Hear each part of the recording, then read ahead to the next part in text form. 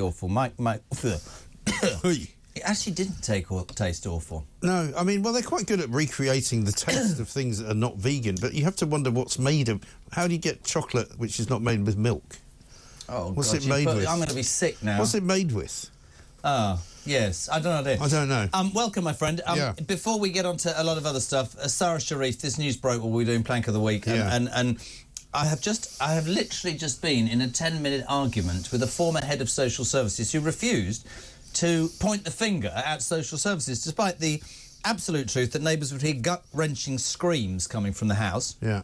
That concerned teachers reported on several occasions seeing bruises. The police went to the house, and astonishingly, a decision was made by Surrey Social Services not to look into the family. It's extraordinary, isn't it? I mean, how many times do we have to see the same pattern? Victoria Columbia, Victoria Columbia, Baby P. You know, it's always the same problem. You know, these social services, they don't really want to investigate things because they might be too horrible, or because there might be some racial aspect to it, or, you know, they don't want to be called racist. It's absolutely unbelievable. So then, of course, I then get into the whole Rotherham thing. We've got Maggie Oliver on a bit, because to me, British male Pakistan is 8 years. I'm sorry, the police then admitted, didn't they? They were worried about racial tension. Are we now going to be talking, haven't talked about two-tier policing, we're going to have two-tier social work then, are we? Yeah, I think we do, because I think the social workers will certainly investigate people that they think are not going to give them that problem, and they'll go and tick a few boxes and make sure that their targets are being hit, but they won't go after the people that are really causing harm and damage to children. I mean, you feel so awful for the poor little girl, don't you? And we're parents, aren't we, you and I, right? Yeah. And the thought, 70 injuries, 25 fractures.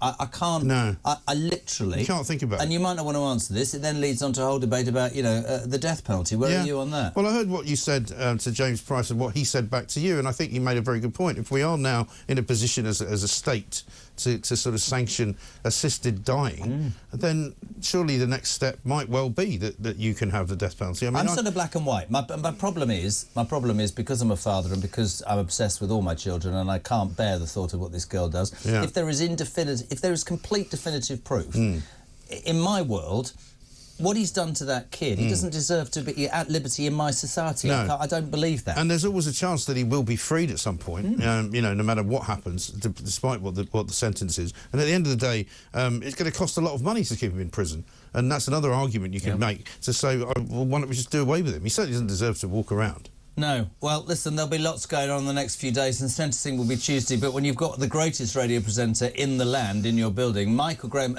rumours that you will be knighted in the New Year's Honours list. Oh, yeah. Well, me and Sadiq can't. No, absolutely not. Can you imagine having to stand next to him and wait your turn? Well, like my friend who got knighted, you might have to borrow my trousers. Afternoon, Graham. I don't know if I'd get into your trousers. So here's a great story, very quickly. My greatest friend, Graham, long story, but did great things and got knighted and arrived at my house to go to Windsor Castle 2 years ago. Came downstairs in his morning suit. He looked like a penguin. And I went, well, he said, well, I didn't realise you were... It's a bit... He ended up... My trousers, he wore... My trousers got knighted. That's as near as I will ever get to getting a knighthood. Yeah. Not bad. Knighted trousers. New prisons. Angela. Again, I find myself slightly conflicted because I've sat and I've listened to all these people go, oh, we need to build houses and we need to build prisons. And I go, yeah, we bloody do. And then you get all the local MPs going, not here. Actually, I'm slightly conflicted because I think she's dreadful. She is. But actually, is she right? Well, you definitely need more prisons, there's no question about that. But people who run prisons can't seem to agree with whether we need more prisons, because they say, we're putting too many people away in prison. And you go, well, hang on, well, how can we need more prisons if we're already putting too many people away in prison and we're letting them out too early? The prison system doesn't work, basically. No. And what they're saying Are you one of those people who thinks that that lenient crime shouldn't be allowed in? Or would you do, like, for knife crime with me, I double the sentence and not let them out? I think you've got to hit people where it hurts at the beginning of their life of crime. Otherwise, they just continue to commit crime. I mean, if you don't lock people up for shoplifting, they're just going to keep shoplifting. You know, if you don't lock people up for jumping on a train and not paying, they just keep on doing it until eventually they hit some old lady over the head for the money she's got in her pocket. And I think you have to punish people. You could, of course, get rid of the foreign criminals, couldn't you? You could certainly make some space. 12,000 of them are here. But you can't do that because they didn't commit the crime in that country, apparently. That's the ECHR again. That's ridiculous. That's absolute nonsense. I nearly said the wrong word there. Yeah, I know. I would put them on an island. I mean, there's plenty of islands up in the north of Scotland. Or the Falkland Islands. The Falkland Islands could also work. The Ascension Islands could also work. You know, any number of islands could work. I would lock people up in sort of, you know, just give them an island and make them build their own homes or something. You know, give them something to do. You know, just leave them. Make it unpleasant and cold. Yeah. And while we're at it, I'm sure the bosses will think I've finally lost a screw. I do a separate island for paedophiles, because I don't believe that all those people that have been looking at images of children should be allowed to be walking around. No, of course they shouldn't. No, and we shouldn't not be locking people up because we haven't got any space. No. It's insane. It's ridiculous. In no other world would that happen. By the way, just going back to that main story, Sara Sharif, that piece of rubbish that murdered his daughter, was only allowed back. Do you know about this? This is brilliant. EU rules he exploited with the use of a human resources law paid for by the taxpayer to marry a Polish girl in a sham marriage to stay in our country. Yes, because she would be a European citizen, therefore he would have access to staying here. I mean, it's absolutely mad. I don't know who makes these rules up and makes it possible for people... It's not actually, by the way, I'm absolving. It isn't actually Keir Starmer at this moment. This has been going on for bloody ages, hasn't it? Yeah, absolutely right. Well, there's loads and loads of criminals who have been in this country for a long time who shouldn't be here. Loads of them. That guy Callaghan in Nottingham, he also came in on a student visa and didn't finish his course and just decided to stay anyway.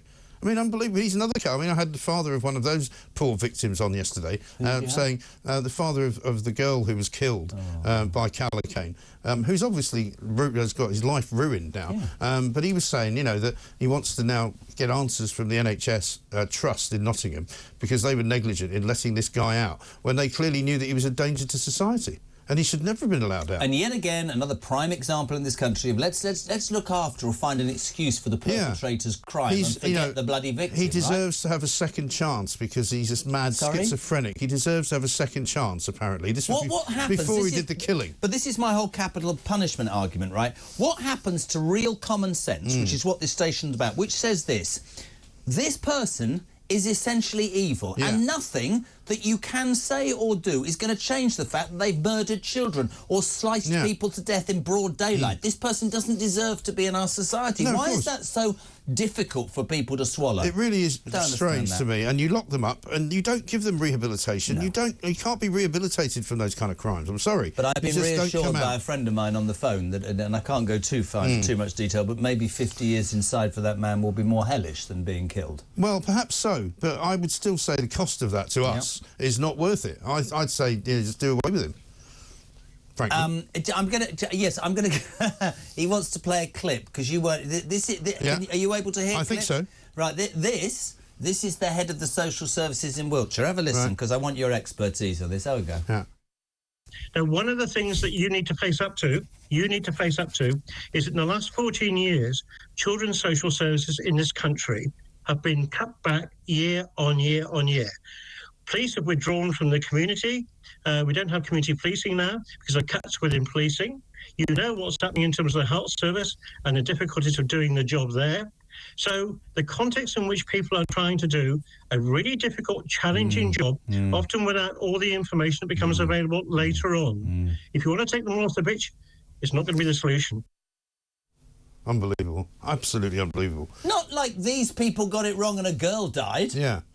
No. Do they just justify each other's pathetic inability to do their job? They do, because, of course, they sit around all day and they know where the dangerous children, the dangerous people are, where children are in danger, and it doesn't take a rocket scientist... Because they manage to remove children who don't need to be removed. Have you noticed that one as well? There was a story about a guy the child was removed because the dad had bathed an 8-year-old. Yeah, I know. I mean, they can pick on people like that with absolute ease. I mean, I had this experience when I was up in Scotland when one of my kids was born, and we kept getting a visit from the health visitor, you know, who sort of kept knocking on the door and saying, is everything all right? And we're like, yeah, everything's fine, you know. And they just tick a box and they go... Now, I've done this 6 times. This is a tip for people. And my wife always lets me do it, right? Yeah. So we come and have you don't need to, thanks. She was a nanny. It's number 5. See ya. Yeah. You don't want us to come? No, I don't want you to come. Thank you very much indeed. Yes. Go and stick your bleeding nose where it's needed. But it depends on why they're there, you see, because they obviously earmark certain people and go, we're going to come and check these people out because they know it's not dangerous for them. But not a man who's got a history of beating up vulnerable women and abusing children. I know. It's great, isn't it? It is unbelievable. Number 10, standing firm. More tractor and farmer revolts today. Had our friend Mike Cullen on, who's a beef farmer. Yeah. This is really interesting. Do you think number 10, a bit like the pensioners, you know, not having their money in the winter? Do you think they're going to stand firm, or do you think the farmers... I think they are.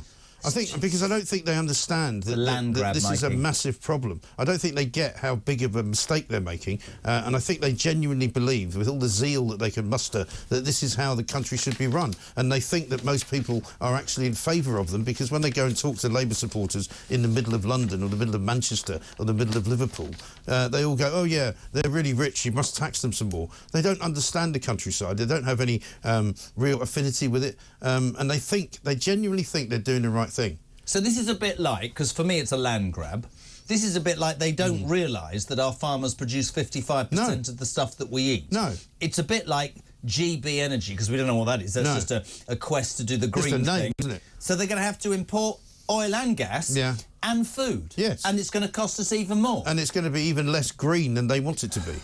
It doesn't make any sense at all, but I think they're so stubborn and they're so sure of themselves, because it's the only explanation you can possibly have, that they won't change track because they don't think they need to. Do you think that... do you find yourself coming in? You come in early, I come in. Do you find yourself waking up sometimes and saying, I don't want to be angry every day, but the way it's going, it's impossible not to be? Well, I'm not really angry anymore. I find it all rather ridiculous. I sometimes get angry, but I don't really. You'd have to about that kid. I don't wake up angry. I don't. I criticise them. I find them ludicrous. I find Keir Starmer to be one of the worst politicians I've ever come across in my life, which has been quite a long one. And I find them to be completely and utterly ridiculous. It's like a pantomime. It's like we're being run by idiots. Somebody wrote to me and said that you and I should be in pantomime as the two ugly sisters. Really? And I felt like saying, it might be harsh, but we'll do anything for money. We will. To be honest. Quite a lot of money, though. Yeah, no, it's $250,000 each, and we'll certainly dress up. Here's something that is ridiculous, but needs highlighting. I don't know if you know this story. A London secondary school, where more than half of pupils are eligible for free school meals, have asked children to fast for Gaza this Friday. Staff and students at George Green School in Tower Hamlets have been told to come together in a collective fast on the 13th in support of the people of Palestine. A post on the school's website says, as a rights-respecting school, I don't know what that means, we stand united in supporting the children of Gaza, firmly advocating for their right to safety, health and education. It was founded in 1828 and it's launched a Just Giving page to raise funds for the crisis appeal, and is asking everybody to not eat school lunch on Friday. I mean, what an absolute and utter disgrace that is. Are they having a vigil for the hostages that are being held in Gaza? The innocent women and children who are still underground, being raped and tortured and killed by these scumbags from Hamas? Are they? No. And that is a council, right? I just thought I'd finish with that. That's a council, ladies and gentlemen, that is going to impose on school children a religious or an ideological belief by saying, don't eat your lunch. Right. And yet a council in Surrey, not far away, can't even organise its social services to save a young child's life. That's what's wrong with this country. It is, doesn't it? I mean, that... Because the people running all this stuff are idiots. They're not, and they're worse than idiots, they're ideological idiots. Absolutely. I mean, what on earth is that going to do for Gaza? And I bet you any money, if you and I had kids at that school and we objected, the kid would be ostracised. Yeah, totally. Absolutely right. It's ludicrous, isn't it? The world's gone mad. Teach them the 3 R's, right? What are the 3 R's? The 3 R's, reading, writing and arithmetic. I thought it was something else, but I'm going to tell you that off air. That's another one. Lovely. The legend that is Mike Graham, who works the longest hours of anybody I've ever worked with, is here tomorrow morning from 6 o'clock. Anything special on the show, or just more? No idea. No. More nonsense. That's from the what I love about it. By the way, don't fall for the BS that people say, well, I was produced. Somebody said to me the other day, I don't know, shouldn't you be in about 2 hours before your show? And I went, no. Not necessarily. No. We did a big thing on parking today. Yes. You know, because there's a big move to make people who can't park very well have a sign on the car, which instead of an L, it would be a B, which means you're a bad parker. And a number of people that rang in to say they couldn't park, because on my view was, look, if you can't park, you shouldn't be driving. If you don't know how to park a car... My wife's not very good at parking, and one day, this is a true story, she came back to the car, which was not done very well, and there was a note saying, thanks for... I'm going to dribble, this is funny. Thanks for parking so close. Next time, why don't you leave an effing can opener? A-holes like you should take the bus. That's not very nice. And she wasn't very happy, but I thought it was hysterical. Yeah. Well, you know what I also learned is that if you have some of these cars you can get now that are self-parking cars, right? I don't really understand how they do that. That would frighten me. Yeah, me too. Yeah. But it's unnatural, right? But apparently they self-park and they can get you into a very tight space, but they don't get you out. So you're then stuck in there. It's a bit like voting for Labour, isn't it? Yeah. If you've got like an inch on either end... There's a thought. Yeah. Now, I'm with you, and that's how weird our brains are, because I was about to say that self-parking thing. You can't sit there with the car swinging and whatever. No.